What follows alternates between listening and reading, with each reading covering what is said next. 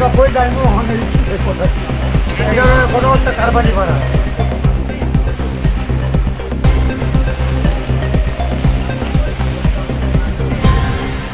কি কারণে এখানে মূলত গত বছর ভিজিট করে? আজকে আপনারা দেখছেন যে বিগত 3-4 দিন ধরে ভারী বৃষ্টি হচ্ছে আমাদের এই অঞ্চলে এবং আজকে এই সকাল থেকে আমাদের যে বিভিন্ন ফোনের মাধ্যমে বলা হচ্ছে যে এই মনোবৃষ্টির অন্তর্গত ঘটকচ্ছ পাড়াতে প্রচুর পরিমাণে জল নদী থেকে সমতল এরিয়াতে অলরেডি ঢুকে গিয়েছে। এই কারণেই আমরা আমাদের এসডিএম সাহেব আমরা আমাদের যারা পঞ্চায়েত সেক্রেটারি যারা এখানে ভিজিট করে দেখছি কীভাবে যারা